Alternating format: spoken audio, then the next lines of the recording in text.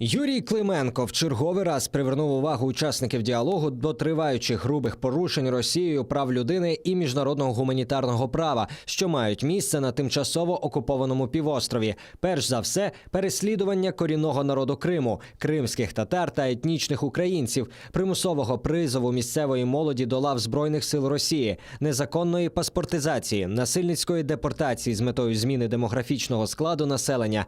Також постійний представник України засудив спроби Росії різними методами легітимізувати незаконну окупацію Автономної Республіки Крим, в тому числі шляхом проведення на окупованих територіях так званого референдуму щодо поправок до російської конституції.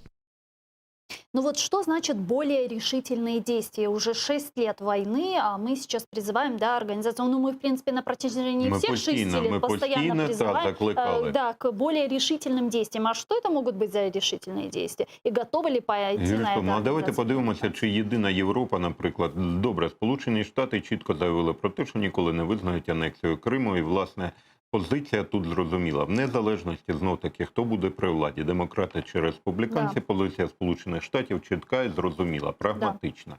Але давайте подивимося на позицію, власне, країн Європи. Чи є там єдність в моменті навіть продовження економічних санкцій проти Російської Федерації? Ні, немає. Чи є єдність, наприклад, в питанні продовження будівництва Північного потоку-2?